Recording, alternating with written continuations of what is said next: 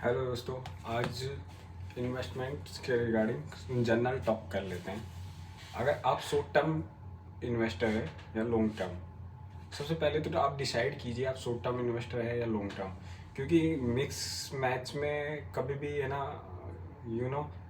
चलता ही नहीं है काम। ऐसा नहीं है कि हम जैसे शॉर्ट टर्म कोई इन्वेस्टमेंट शॉर्ट टर्म करते हैं और उसको लॉन्ग टर्म लेके चले जाते हैं। फिर क्या होता है कि अपन एक्सपेक्टेशन शॉर्ट टर्म के बेस पे इन्वेस्टमेंट किया होता है, तो वो एक्चुअली क्या होता है कि शॉर्ट टर्म में है ना, प्रॉफिट और लॉस दोनों छोटे होते हैं। छोटे मीन्स शॉर्ट टर्म में हमेशा 20% 50% का ये इन्वेस्टमेंट होता है, लेकिन आप उसी शॉर्ट टर्म को लॉस देख के उसको लॉन्ग टर्म में कन्वर्ट कर देते हो बगैर स्टॉप लॉस लिए। तो लास्ट में पोजीशन क्या होती है कि शॉर्ट टर्म में स्टॉप लॉस छोटे होते हैं और लॉन्ग टर्म में थोड़े बड़े होते हैं।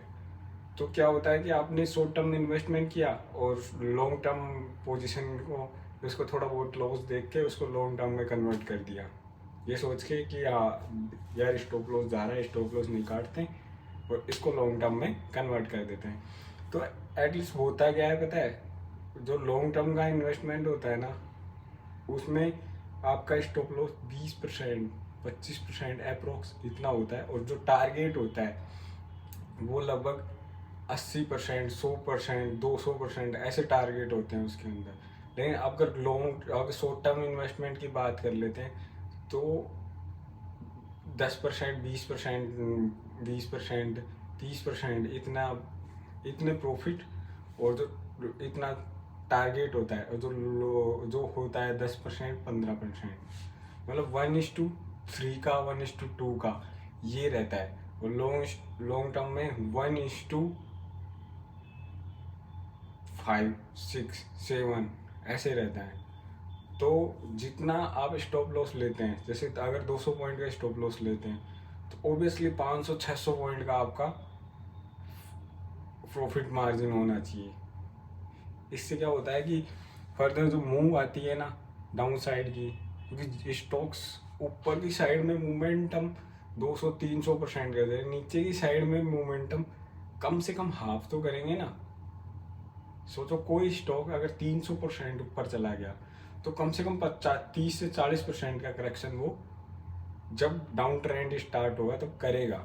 जैसे विप्रो देख लो, एक टाइम पे 600-700 रुपये गया था, फिर आ गया 300-400 पे। कर लो क्या करते हो। तो एक्चुअल आप इन्वेस्टमेंट करते हो ना, सबसे पहले तो डिसाइड करो कि वो शॉर्ट टर्म है या लॉन्ग टर्म। अगर शॉर्ट टर्म है तो शॉर्ट टर्म में उसका शॉर्ट टर्म ऐसा लेके निकल जाओ, और अगर लॉन्ग टर्म है तो लॉन्ग टर्म कैरी करो उसको।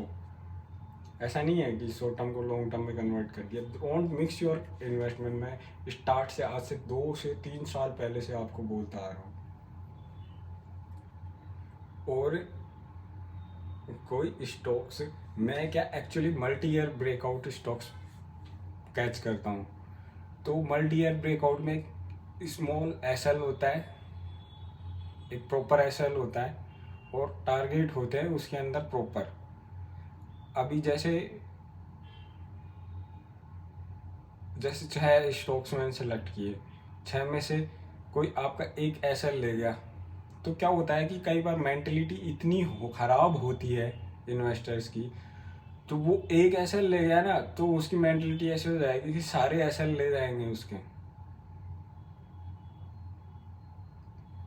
ऐसा नहीं है। मल्टी ईयर ब्रेकआउट स्टॉक्स होते हैं, वो बहुत रेयर होता है जब मार्केट कंडीशन एवं ही खराब हो जाती है और फिर वापस उठ खड़े होते हैं वो। और अपना एक रिसर्च करना चाहिए, लेकिन अपना प्रॉफिट एंड लॉस देख के रिसर्च का नहीं लगाना चाहिए। मैंने 2-3 आपको ट्रेजेडी बताता हूँ। एक, किसी ने लॉयड स्टील नाम से शेयर ट्रेड होता था, मैंने लगभग 12-13 रुपये पे पोस्ट किया था, किसी ने 20 रुपये पे खरीदा, हैवी क्वांटिटी पे खरीदा, 20 रुपये से 19 रुपये आया, हाथ में आ गई। कम से कम 6 लोगों की आई थी।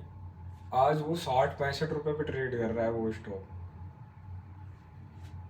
बहुत सारे ऐसे स्टॉक है, गिनाने बैठूंगा शाम हो जाएगी।